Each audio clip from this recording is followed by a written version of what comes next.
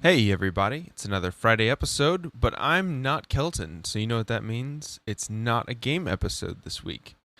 Dennis and myself have had a wonderful conversation with JP from BP Bloodus about all sorts of fun stuff, and we got to discuss our thoughts on agriculture, food security, and drugs. Lots of just talking about drugs. We hope you enjoy it. Leave us a review wherever you listen to us at. Or drop us an in the Discord to let us know how much you just dislike change in general and wish for the game back. Psychic Dolphin Garage.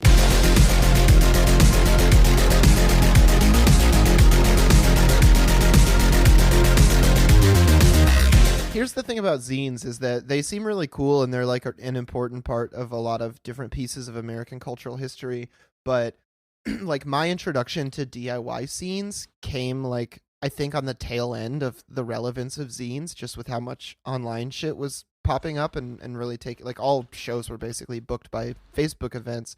So like I'm at these punk shows in Pittsburgh in like, I don't even know, 2014 or 15. And I still think zines are pronounced zines because I have only seen them written for my entire life up to that point. Zines still play a pretty big part in LA, especially in the DIY scenes, but cool. Especially since we have a lot of DIY venues around here. Right. Yeah, they're not as big as they used to be. They were really big with the anti-fascist witches of the time. Okay. Yeah, cool. That's the last time I heard of like a zine getting like super big. Was the Well, it seems like there always has to be like a cultural interest jammed into it too. You can't just be like, we are the anti-Nazi brigade. People will be like, cool, I'm anti-Nazi too. But then if you're like, we're the weed-themed anti-Nazi brigade and we play loud music, then like, people are like, oh, I like these guys. There Yeah. you go. You found your niche. I'm always kind of like, I don't know. When I was growing up, my mom got really into like Wiccan religions and the witchcraft stuff and the fancy, stones that have this and that properties. And I have no patience for it. But if your witchcraft or your wizardry or whatever the fuck it is anti-fascist, then I guess I have some patience for it. I can handle that. I'm not a total douchebag, is what I'm saying. I'm not like a new atheist fedora wearing Reddit user. Yeah, no, it's just, all of our early 20s was people that were discovering pagan practices, pagan practitioners. And so now it's like you are either really invested in it or you aren't. And either way, that's not what's super important about you as a person. Right. So, it's important to them, I'm sure, but yeah, whichever goddess you worship, just so long as you curse the Nazis, every now and then we're cool. Yeah, that's the move. Yeah, I'm chill with that. Yeah. So, if they want to put out a zine, that's fine, but WordPress is very old at this point. So old, in fact, that everybody has given up on blogging and just makes a podcast instead. It's really the move. I mean, honestly, it's easier, I think, to record a podcast than it is to write a blog out. It's easier because to people are more listen comfortable to a talking. podcast. Yeah, well, who wants to read a fucking blog post? Am I right, my friends? They're not even hosted on cheap little GeoCities pages with rotating, sparkling gifs of skulls and flowers anymore. So why even fucking bother? Look, I've upped my tolerance to 280 characters along with Twitter, but that is all that I have time for in the 21st century. Yeah, it's as I've been trying to read books again more, and I do feel like being as online as I've been has really killed my appetite for anything longer than like 15 pages. And not to be a boomer about it, but like I feel like I have to force myself to read really long things just to get my reading stamina back up. I mean, gotta try it out. Join a book club. Yeah. Yeah, join the Psychic Dolphin Book Club. Yeah. We read every Tuesday on stream. Hell yeah. And it also took us like 6 weeks to get through State and Revolution. Right, but like we had a lot of discussion in between things. It's not like we read the thing straight through. We were being harassed by Nazis, and some of it. we were doing a spectacular 10 pages a week. It was That's really not that bad, actually. I mean, I gotta tell you, I did a solo podcast where I just read theory for a little while, and I would start off by trying to pick pieces that were like 15 to 20 pages long, and I was like, I'll do this in an hour and have to pad it out and all that shit. No, wrong. It even just with me tacking on my own analysis, much less having anybody else to converse with, like 13 pages is a jam-packed hour of material. 20 pages is like a two-parter. You got to break it down. No. Well, because there's so much that all of the books that I assume you're reading, leftist theory books, which are written by people that are hyper specific to either certain events or certain movements, that it's Right. just hard to communicate all of the context for the things that they're saying. Well, and I also feel like I cut my teeth, in school and growing up and everything. In terms of reading, I cut my teeth on like long novels and like long pieces of fiction that were supposed to be entertaining, and I was entertained by them. And it's not that I'm not entertained by theory.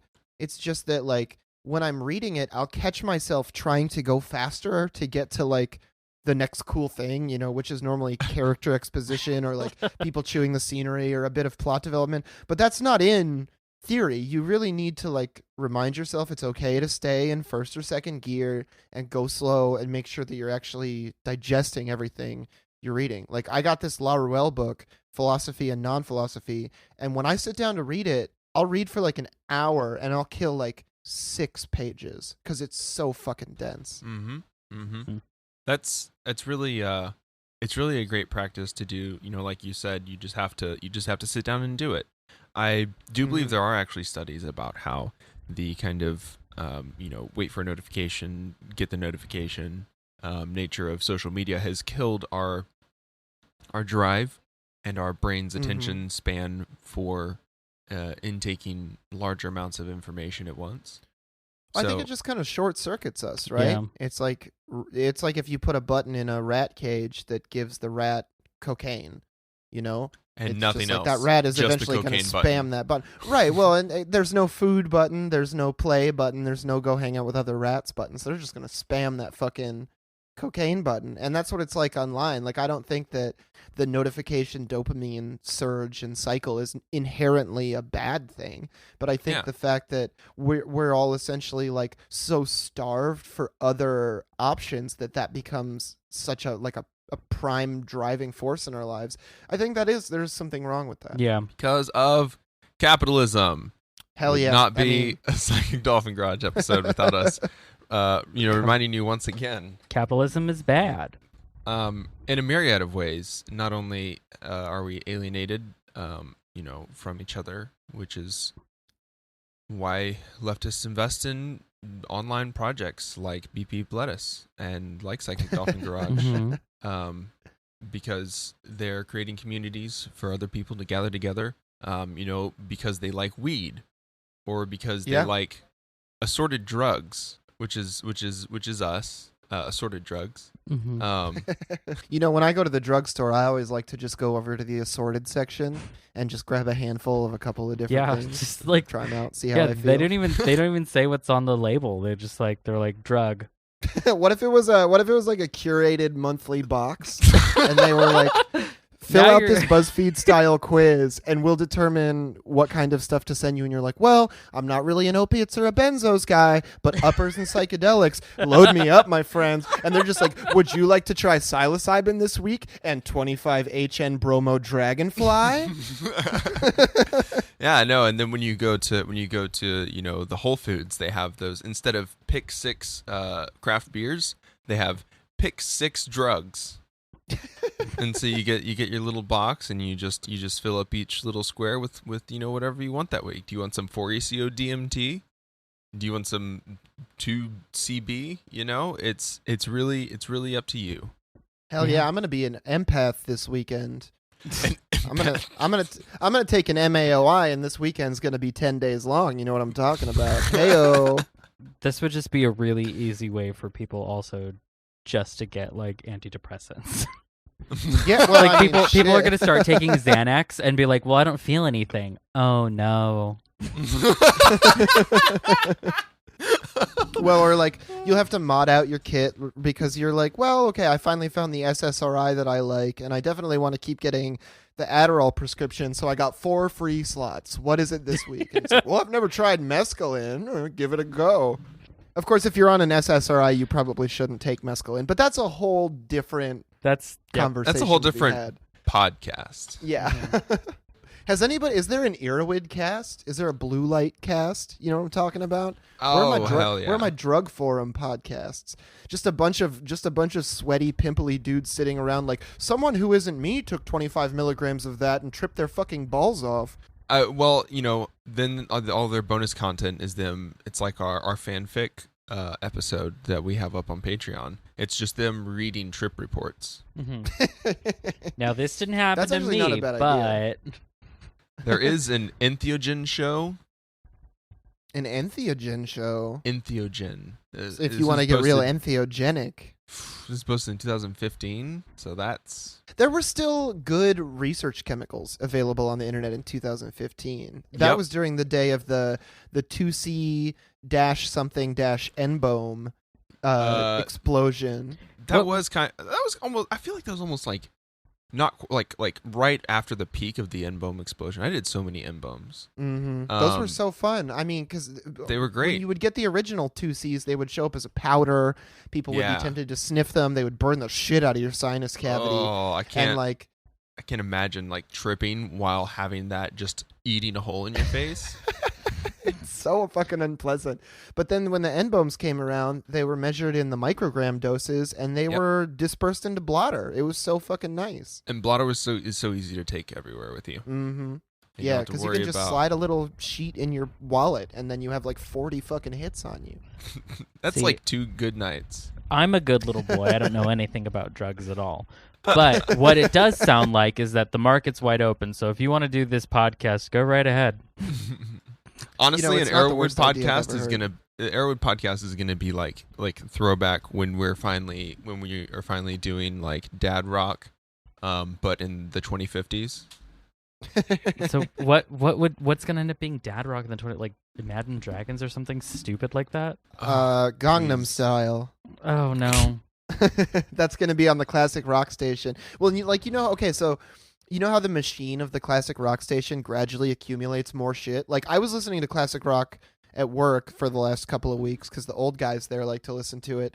And they would play like Led Zeppelin and then Blondie and then some other shit. And I'm like, already an eclectic mix. And then like Soundgarden comes on. And I'm like, you absolutely are not allowed to put 90s grunge bands on classic rock radio, because when I was a kid, that was cutting edge shit. That was on the like, we only play, fucking alternative rock, WGRD. Like that was the shit. And now it's like, it's dad stuff. And I have a beer belly and my knees hurt when I walk upstairs. That is literally me. That is 100% me. I was born in 1990. There's no way that like anything that I would have listened to when I was quote unquote young is on classic rock yet. Well, that's like, No, I was born in 91, but I also Give it lived in to- West Michigan, which is a place where like the mid 90s Oh, didn't die it just for a never long time. it never stopped. Mm. Yeah, You're not 30 yet though, so you don't get to, not quite. Yeah, no, not you're quite. you don't get to be a dad just yet. Like just you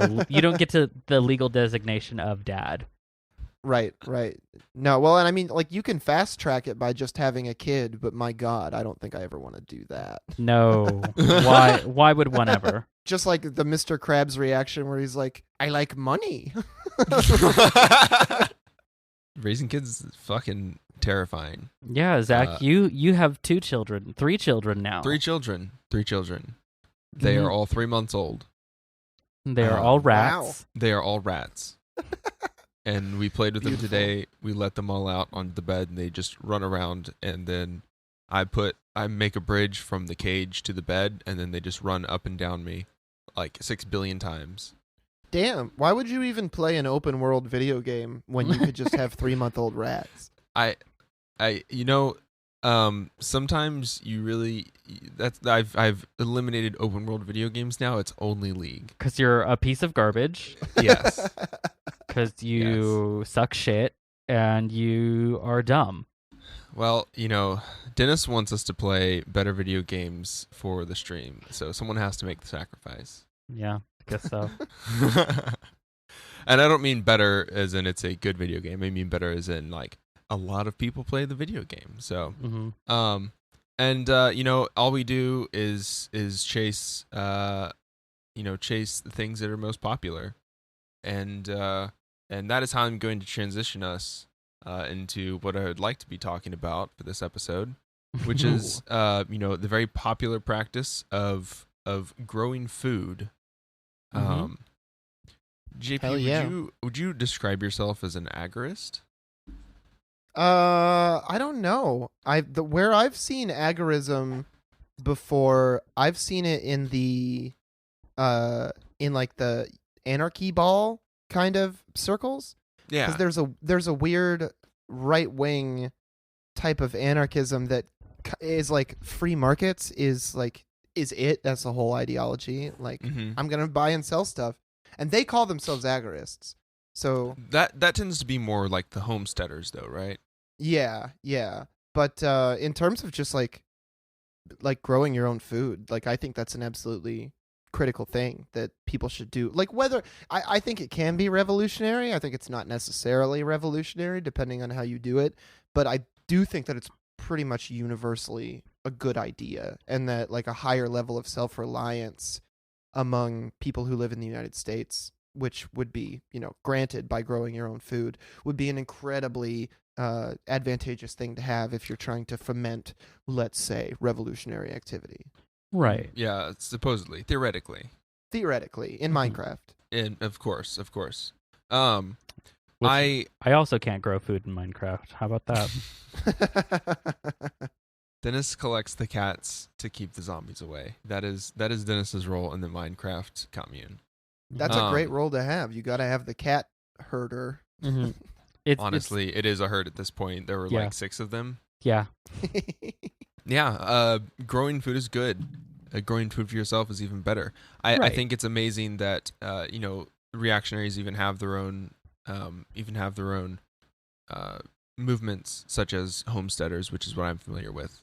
They're only like 2 degrees removed from 3%ers, so not great. The ideology that they ascribe to, not great, but the idea of growing your own food, of at least eating local food, is kind of gaining popularity in the U.S. But it is through like bourgeois means, however. Yeah. Well, in a lot of ways, like the principal people that I know that grow their own food are my dad and his wife. They have like a little half-acre garden, and they grow tomatoes and potatoes and celery and carrots and turnips and all that fucking shit. And it's awesome. And I love going over there and eating their fresh food. And they send me home with, bags of tomatoes, bags of weed. They grow some weed in their little greenhouse. It's legal up there.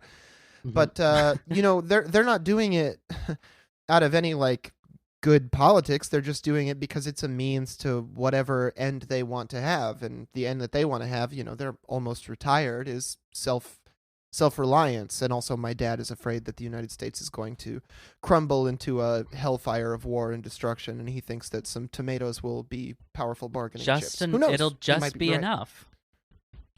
It actually does remind me of my grandmother, who grew up picking blueberries and cotton and oranges in the fields of Azusa, and they weren't allowed to eat any of that food, so when they were at home they had to grow their own food, and she kind of kept that, and she'd often grow things like, the big thing that she would grow would be strawberries, because she found them to be very impressive to grow. And so now my mom is actually currently growing strawberries in I guess in memory of I should say in memory of my grandmother's garden. My grandmother's still alive. She's just not all there anymore. But it's a continuation of tradition, we'll say. Right. As the line goes, rage against the dying of the nightshade. Mm-hmm. My grandmother also did teach me when I was living with her how to grow a few things. So under her supervision, I was able to grow some beans and some chilies and Hell yeah. garlic and potatoes and ginger. Yeah. The garlic was mostly because my grandma said that if you grow garlic, cats won't pee in your garden. Oh, that's smart. I didn't know that. Mhm. Well, I don't know if it's true or not, but it's one of those grandma things. And Yeah. it doesn't hurt to have some extra garlic around it. Well, plus it's a nice little spread there. I mean, you got potatoes and you got beans, so there's your starch and your protein, and then everything else can season it up or And then you add to it. Trap the Yeah. cats and eat cat. No. Mm-mm. I told you I'm a vegan. I don't do that. Well, Dennis, well, I hate to tell you what was in the stew that I gave you. It was You didn't. certainly not cat. I'm not getting it. I might have to step out of the garage for a moment. Goodness. Certainly agorism as a political position, I find very similar goals as syndicalism, which is Mhm. trade unions. Yeah, I think in a way it's just it's a rural reflection of the urbanness of syndicalism, right? Right. It's like Yeah. saying, well, if you're analyzing where the source of material power is in the city, it's obviously in the factory. It's obviously in the CEO's office or on the shop floor. But out in the country, it's more often than not it's in the field. And it's one thing, like you can absolutely take over farms, you can unionize farms, you can get like a federation of independently owned farms and stuff. But if you want to just break the cycle of uneven food distribution in a local way, you can absolutely start growing your own. And it's really not that complicated. I mean, shit, YouTube exists now, and people who grow shit love to take videos of themselves growing it. I watched a video of a guy who lived down in Missouri, I think, who was growing giant Walla Walla onions in his side yard. And he was Ooh, talking about, yummy. we're going to make a hell of a bloomin' onion out of this later. And I was just transfixed by the energy that this man had for these onions, because that's the energy that I want to have too. Hell yeah. I That's great. love that dichotomy. I had never thought of it that way, that unionism is kind of more of the urban center of power, and agorism kind of reflects the nature of small towns, which when everything is brought in, you're connected to you're stuck with relying on the supply lines, on the supply chain, providing you with the things that are necessary, not only Right. to survive, but also the comforts that you have.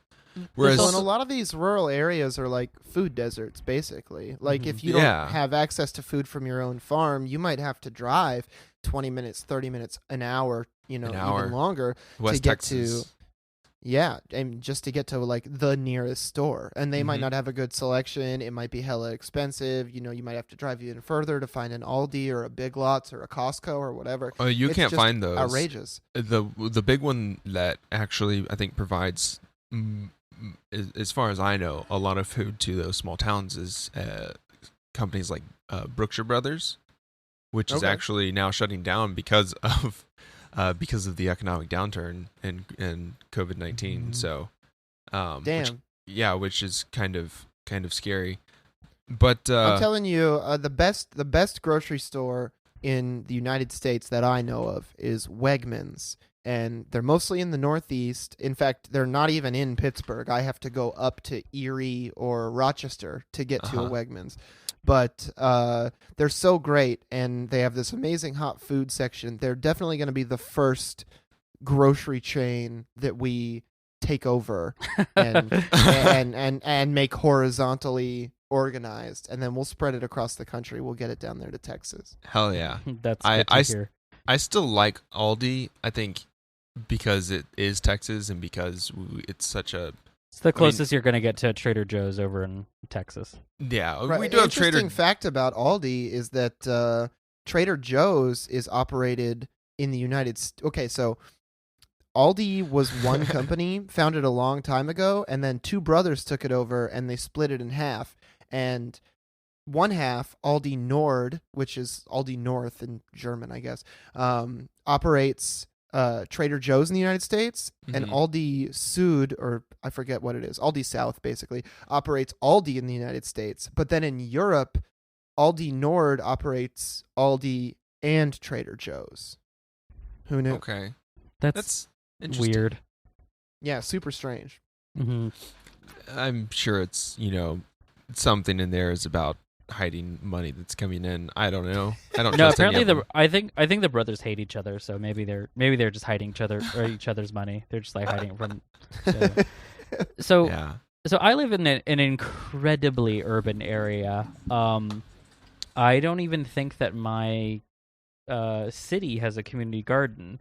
And last time I tried growing something, it died. It like I killed succulents, JP.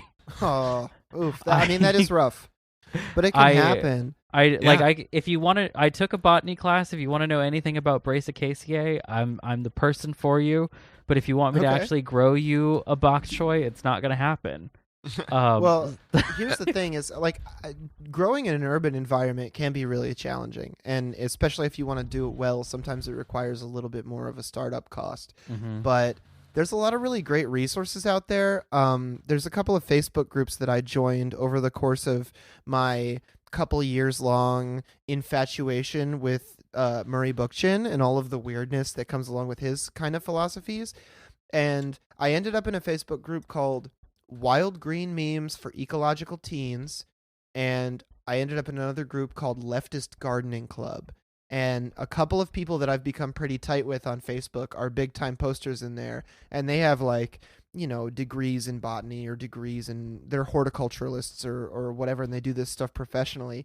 And the level of sophistication of aeroponic and hydroponic technologies right now, even to grow very, water needy plants like tomatoes, is like really very, very advanced. And especially if you want to grow leafy greens like kale, mustard greens, bok choy, shit like that, you can absolutely grow a very large number of calories in a very, very small number of cubic feet. Cool. Now I just got to move to an apartment that allows me to do that. Hell yeah. That can What- be rough too. What's I mean, crazy? luckily my landlord doesn't know about the shoebox full of mushroom spores I got growing in the closet. Am I right, my friends? Hell yeah. What's crazy about like the advancement of technology, of growing technology, as it were, is that a lot of the urban dilemmas that we have, space, water in cities, sometimes not as cheap as we would like it to be. Certainly the lack of, especially in the South, community gardens. The war gardens that they had in World War II were torn out, burned down, replaced because they didn't want the hippies eating the fruit, just having free food available to them. So we've removed kind of these community oriented means that people would have to grow these things. We've packed them into apartments, without access to a yard, and even a lot of houses that do have yards, you don't have good soil, like you said. It's a big investment, and then we're not necessarily an hour away from a grocery store in a big city. We are we're not an hour's drive away. We're an hour's walk away because we don't have we don't have a means of transportation to get us to the grocery store sometimes. Right. And if And- you live in a city, your cost of living is so much higher, and so even though you might not be under the same like geographical or like time-based constraints, you're under a lot more of financial constraints, especially if you don't have like Yes. a really good job. Like it can cost a lot of money to go out and find decent wood to build raised beds and fill them with soil and Mhm. plant all your seeds in a line, and then you have to have time every day or couple of days to go out and tend to them and check them and take readings on them. Like it's a labor intensive process, Is- and it can be really hard for a lot of people to get started. Absolutely, and it's not, and a lot of the organizations that are built around getting fresh local produce to people are either food co-ops that are not run as a means to guarantee access to fresh produce for individuals. A lot of the food co-ops, I'm talking specifically about Houston here, a lot of the ones here are kind of this suburban mom that doesn't want to go to Whole Foods, but wants something that is nice and good. And it does feel good to go kind of participate in this community and support these local growers. Well, it's the same all over, like here in Pennsylvania and also in Michigan. Like my mom, she married a man who has a pretty good amount of money, and so she does most of her shopping at Whole Foods. But when she wants to feel really fucking good about the stuff she's going and buying, she goes to the East End Co-op here in Pittsburgh, which is like, sure, it's a co-op and like, but it's not really a co-op. You don't have to spend hours working there to have a membership. You can just pay a little bit more. And like, does it provide cheaper goods and services? No, it provides boutique goods and services. Yes. Which is like, I don't really think that that's what a co-op needs to be. Like, if you really want to call it a cooperative grocery store or a cooperative farm or whatever stage of the chain that you're trying to break into, you need to like try and like present a real challenge to commercially operated mass producing farms, and something that offers multiple people livelihoods, either in the form of a job that is actually fulfilling and pays them out for the real effort, the real labor that they put in, or in the form of something that provides goods and services that people can afford in a place where they need to access them. Well, and the point of all this is also that we're not only creating a better product for people that want to eat, that want to survive. If you take a holistic view of supply chains, then you're looking at produce that is shipped in from overseas, that is grown in one state and then shipped out to the rest of the U.S. People in the U.S. don't eat locally just because of the way that we've designed the food system here. You're welcome for all those almonds, by the way. We're in a drought over here in California, but keep eating your almonds, folks. Keep pumping the water into the fucking almonds. Yeah, almonds take an insane amount of water to produce. They're almost as high in their water requirement as like meat, right? Even though carnivorous, or even though the animals that we eat eat so many plants that require that much more of an order of magnitude of water. Y'all just drink oat milk. It's creamier anyway. Yeah, 100%. Well, and that's the other thing too, is it's like the infatuation with fad foods and with different kinds of diets and alternative eating lifestyles and this and that. Like, I don't care if you're keto. I don't care what kind of like fucking diet you line up for yourself.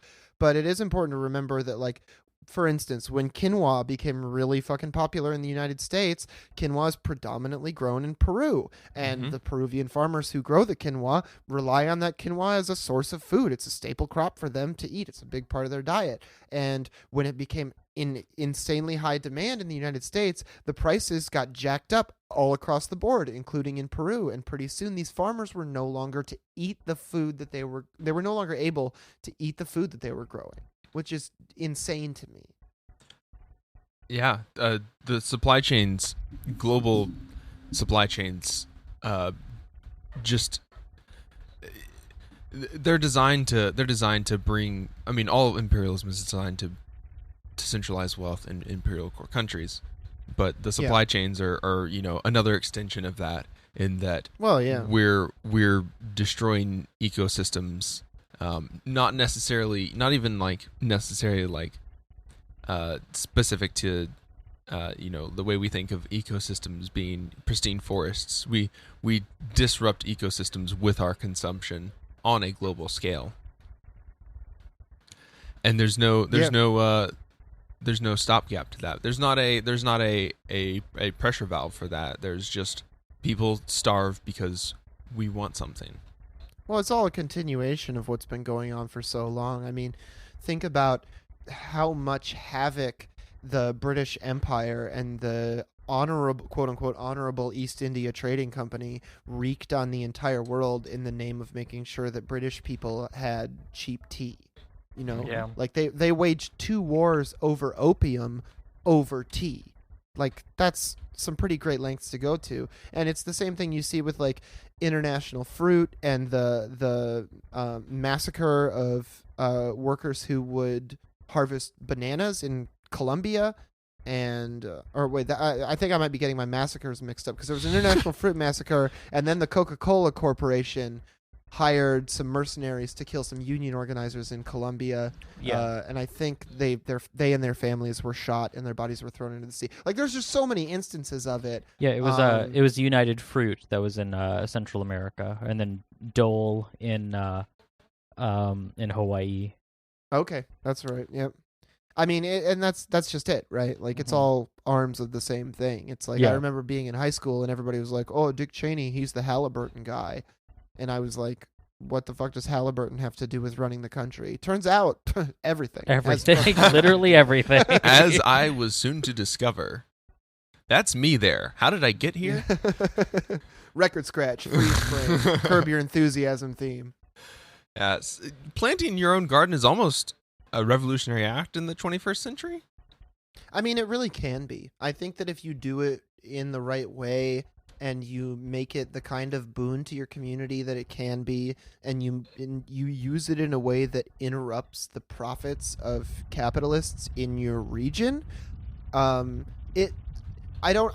hesitate to say that it is automatically a revolutionary act, or that it's easy to roll into being a revolutionary act, but I think that it is in all cases compatible with revolutionary acts, and certainly is a very, very smart way to support doing them. Yeah, well, because not only is it one of the most effective ways to combat climate change that we can do on an almost individual level, because when you're consuming products that you're creating on land, you're bypassing the global supply chain of exploiting workers, of transporting goods across the world, and then selling those goods that are necessary for our survival for a profit, right, as a means to obtain profit. It's also been used in countries specifically as a response to in Cuba, for instance, as a response to the U.S. blockade of goods to Cuba. Well, and the North Korea as well, the DPRK. Yeah, North Korea as well. With all of the sanctions and everything that have been imposed on them for so long, embargoes and this and that, they've had to maintain a really rigorous and strict policy of self-reliance, and I think that that's a really powerful thing. And I think that it's also a political message that is weirdly compatible with American culture, right? Mm-hmm. It's like rugged individualism absolutely includes growing corn. We literally have BP just about puts out commercials that say that energy independence is central to the American ideal. Well, and what could be more independent than not needing BP anymore? British Petroleum. I don't need these bean-eating Brits telling me what's the American ideal. I tell you what. I mean, Thomas Sankara, he who feeds you controls you.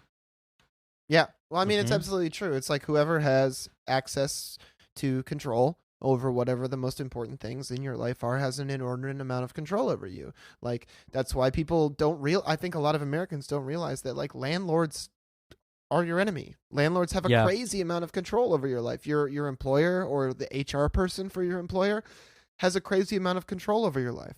Yeah, and you can call them a busybody, but that doesn't change the fact that they determine and codify behavioral norms in the workplaces in the U.S. Right. Well, and I get it. A lot of people aren't ready to see the end of capitalism, don't have the imagination for it, don't think that it's possible, whatever dumbass fucking objection to it that they have. But maybe here, I've been mulling this over for the last couple of days. As a compromise, as a stepping stone towards socialism, maybe if somebody has a lot of control over you, say they're your landlord, your boss, your HR person, whatever, you should just be able to fucking hit them. once a week. Just like if they really, if your landlord's like, we gotta raise the rent $25 starting this month, you should just be able to like take your ring off and backhand them right across the fucking face. We just did a podcast with Nick from Means TV. I wonder if he'd be cool with that because he said that he has to take the boss role every once in a while. Yeah. Well, I mean, I feel like a lot of leftists who are getting older or who are embarking on really serious projects find themselves in that position, right? Because the contradiction of authority doesn't like go away just because you're the cool anarchist guy. Like if you're in charge of something, you're in charge of something. You have a measure of responsibility to exert over it and to make sure that it goes well. So, yeah, I mean, I don't know if it's appropriate in all situations, but I think that if you're in that situation, you should be like. The badass thing to do, right? The Chad thing to do would be like, yeah, if you have a problem, hit me in the face. Like, just embrace it. I solve all my issues with physical violence. Yeah, but not the way you think. I receive the violence. But not the way you think. Fastens collar on neck. That's right. Pulls out nipple clamps. I'm ready to resolve these issues. With Y'all, you. we could just do the bonobo thing and jerk each other off. I mean, I want to muster up an objection to it, but I think it would work. Of course, consensually, like everything would be consensual. But the thing is like, you know, the bonobos are very closely related to us. They get along just fine. Yeah. Yeah, the answer is casual sex all the time. Casual, just hand jobs. Well, it's like whatever there's a kernel of truth to that though, right? Because it's like what human beings really want that capitalism doesn't let them have is something uninhibited. Something that arrives and just is what it is and doesn't come with any kind of baggage. Something that is capitalism, everything comes with baggage, right? Like that's why I like to smoke weed so much, because when I put weed in a bowl and light it on fire and inhale that smoke, I know what I'm getting. It just is what it is. Yeah. You know, there's a word for like the process that all these things that we consider hobbies or interests or, you know, activities, Right. You know, things that we enjoy doing that maybe there's some sort of commodification that happens with all of these things over and over relentlessly. By the way, donate to our Patreon. And yeah. Well, and I think also like when you have a hobby, sometimes you're forced to commodify it. Mm-hmm. And the pressure can become from, you know, it can start coming from inside yourself. Like it can become internalized pressure. Even podcasting. Even podcasting. Yeah. Oh my God. My new sideshow just launched a Patreon and I'm trying to shepherd people towards it. The show's called Work Stoppage, by the way, patreon.com/workstoppage. But it just feels like really dumb and dishonest because I'm out here being like, oh yeah, we should take down capitalism, form a union, and maybe give me $5 a month to listen to my idiot voice some more. But I assuage my conflicts. You may be downloading this. The way you download this, his voice might sound idiotic, but to me, it is caressing my ears currently. Mm-hmm. Yeah. I just try and make myself feel better by throwing links to, like, you know, labor-related organizations people can donate to in the show notes, even though I know that probably doesn't do as much good as I'd like it to. Yeah, well, we just need to convince the IWW that we indeed are, you know, industrial workers. Right. Look, podcaster. The second thing I'm going to do after we get the Houston chapter sorted is work towards creating a podcasters union. That is, I guarantee that right there. It'll never. Well, I almost think, you know, podcasters are basically self-employed, or like, you know, they're beholden to their co-hosts or whatever. It's basically self-employment. I feel like more than a union, podcasters really need like a federation, like some kind of their own country. Yeah, we were talking about on our stream last time getting that silo. There's a big old like nuclear silo up in North Dakota. Hell yeah. Let's empty it out and fill it up with grain It's, and medical marijuana. fuck yeah. It's like nuclearsilo-for-sale.com or something. Really? It's only Yeah. $1.5 million too. Like between wait, our how two much- Patreons. That's cheaper How much than active radioactive material do they have on site? That's the real question. Because, okay, it's like, when you buy a car, what are you paying for? You're paying for the engine block. Hey, and you know what? The interior design. So, friend of the show, Artemis, said that she would fly me out there. If someone can go ahead and get me a Geiger counter, I don't think you can take those on planes. Send it to whatever, hotel I'm staying at in North Dakota. Just Amazon it to me or something, and then I can go ahead and see how much residual radiation's on here and see if it's okay for us to farm on it. How about that? If you go out there, I will mail you a Geiger counter. Yeah. This I promise. I'll mail you a Geiger counter and a fucking hazmat suit. You'll be all set. Fuck yeah. I think we should take over the town of in Pennsylvania. I think it's in eastern Pennsylvania that's just constantly on fire because a coal mine under it. Centralia. Yeah. Centralia, yeah, which is not in central Pennsylvania, which sucks. But it's in eastern Pennsylvania. And yeah, the fucking coal mines under it caught fire. It's been on fire for like 30 years, 40 Yeah, years. it's supposed to be on fire for like another 100 years or something. That fucking rules. I want to shoot a It's- music video there. It's like hell, but I think Centralia, Pennsylvania, and Hell, Michigan should get together and throw one hell of a hell festival. Just switch which Yeah. city it's in each year. The U.S. federal government knows when the volcano underneath of Yellowstone is going to erupt, and it's once the fires in Pennsylvania reach it. Yeah. Hell yeah. I think it's I certainly think that it's interesting that none of the I say interesting, we know why, but none of the organizations that are built around helping people without food in urban areas are focused on creating dual power systems that are going to replace like the way that we get food currently. Like a lot of that is based on 501c3 charitable Yeah. organizations that take money from companies who run the supply chains. Well, that's the thing is it's like once you're a big enough entity, you get involved in interacting with local government. And then if you keep getting bigger, you get involved in interacting with county and state government and national government. And so a lot of these organizations, they become detached from what their original aims were because somebody in the higher ups in the organization gets dollar signs in their eyes and they're like, oh, this could be a national chain. This could be this and that. This could be the other thing. So I think what's really important is making sure that whatever projects you're doing stay focused on the communities that they're serving. And that's really tough because I'll be the first one to tell you, I don't think recycling fucking does anything. I don't think the majority of quote unquote individual actions of resistance or whatever do anything. Mm-hmm. But what I like about the idea of growing food and one is that it's infectious. You can get other people to do it.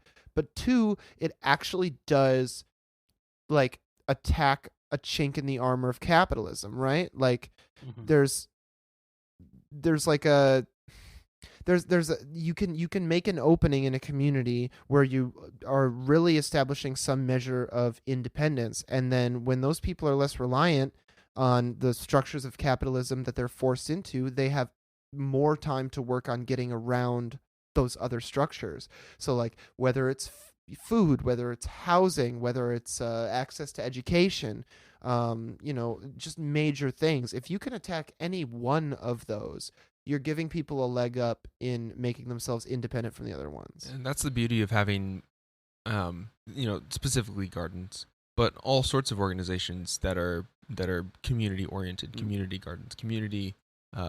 I was homeschooled, so we had homeschool cooperatives where all the moms come together and teach the kids, different subjects. Some of them were math teachers, some of them were art teachers. Right. And that's interesting. Yeah, and that was a great way to learn and to share your resources with other people to to educate your children in a way that is not reliant on the public schools, which suck. Yeah, but here in you Texas also specifically. were like, yeah, I was gonna say you were also brainwashed. We're not going to talk about the religious brainwashing that comes hand in hand with homeschooling, okay? Like, hey, well, here's the thing: in Texas, that happens in the public school too. I'm just gonna say, education I mean- in public or in Texas, maybe not the best.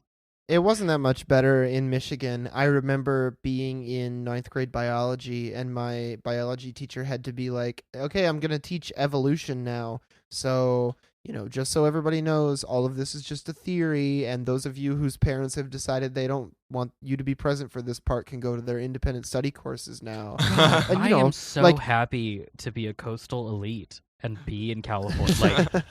Like it was not controversial in my school at all. Oh, it was so controversial in my area because we have like a bunch of different kinds of evangelical Protestants, plus a pretty strong Catholic diocese just an hour away in Grand Rapids. So like I would say like half my class was not present for anything that would have challenged their religious upbringing. That like you couldn't even get out of sex ed in my school. Like, I mean, that rules. I think sex ed is super important. Learning about Right. dick and balls is good. Dick and balls, yeah. and ovary and other thing.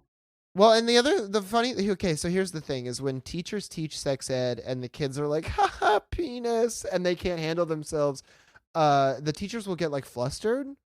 I think that you should just let kids laugh at penises and like, vagina. They and brought in whatever like else. they brought in a cool person from Planned Parenthood to teach us about it. That's a good way to do it. Yeah, it was like I would kill to get a coastal elite education. That I sounds know. fucking I like solid. because the rest of the shows from Texas, when they tell me things like, I'm like, wait, you didn't learn about like how Texas was once part of Mexico or something, and they're like, no, and I'm like, what the fuck? Like basic things that like or like the Catholic Church is overreaching power in this whole part of the country. They're like, no. I'm like, what the hell? I would at least hope that they would teach you that Catholics are bad. All they taught us in Michigan was that during the Civil War, Abraham Lincoln was really impressed with Michigan troops, and he wrote some nice words about them in a letter one time. That was like what they really thought was important to teach us. That's great. I mean, I did learn a little. That it seems so weird to me now, because Zach, you do seem to have like lucked out with having like been taught these things at homeschool, even though there's some weird, maybe very far right wing anti-government sentiment to it. Whereas like, yeah, I got a fairly like the idea of what like a liberal in California is going to learn, but like, hey, there was drafting and woodshop in my working class school still. Yeah, I mean, they handed me the books. They didn't proofread it themselves, so that's their fault, really. I'm sorry that I read the books. Actually read them. I was really lucky that I think my parents knew that Michigan schools were by and large not very good. So we lived in a tourist town where like there weren't that many people in our income bracket, and there were a lot of vacation homes there. And since education funding is based on estate or real estate tax, the public school that I went to was exceptionally well funded. Nice.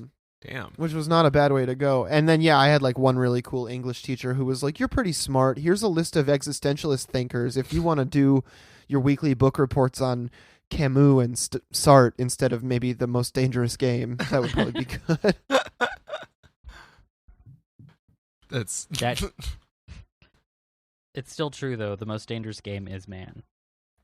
Yeah. Have you ever tried dating men? Terrible. Yeah, Rambo First Blood, not quite as good as reading actual historical accounts of the Civil War and the truth behind why the North fought the South.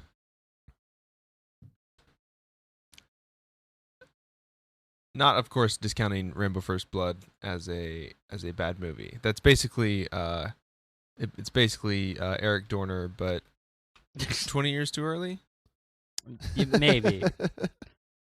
I don't know. Go watch Renegade Cut's video about it. It's actually really good. Okay, I don't think I've ever seen a Rambo movie They're not in my good. life. They're not actually good.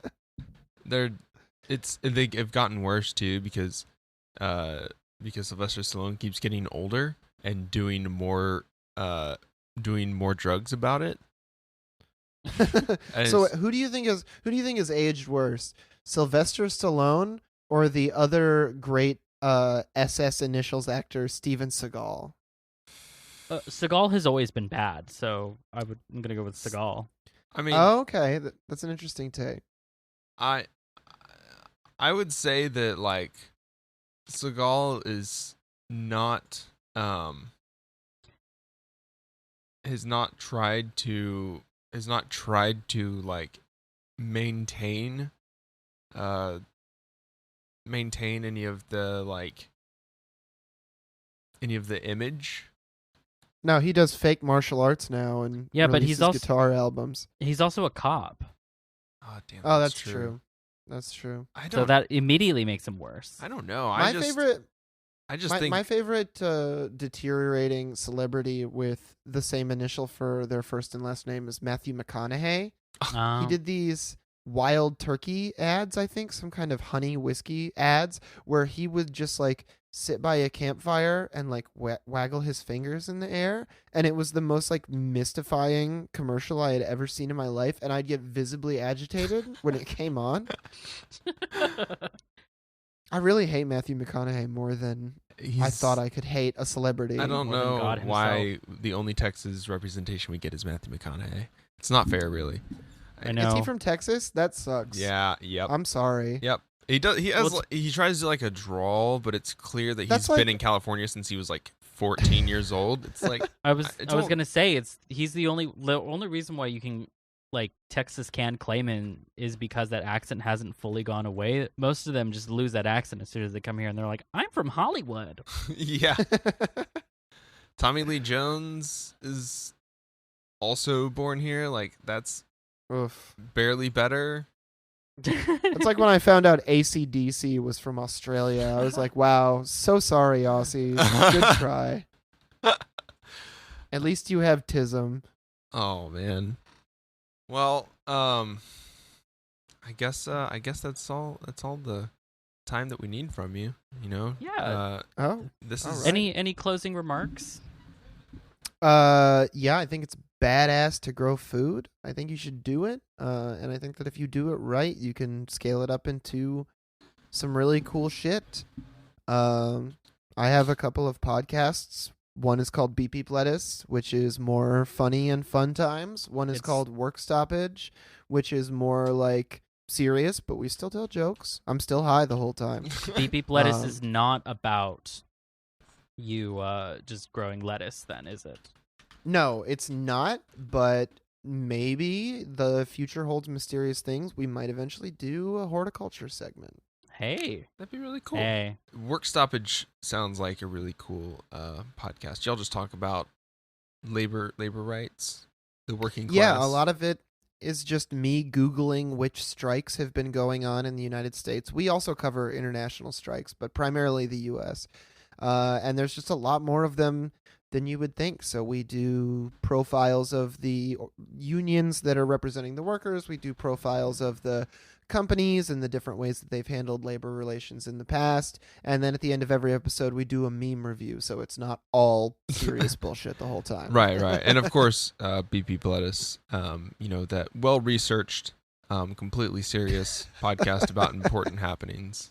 About lettuce. There are no furry jokes. There is no sound effects. There's no frivolity on Beep Beep Lettuce. It's basically citations needed mixed with Rev Left Radio.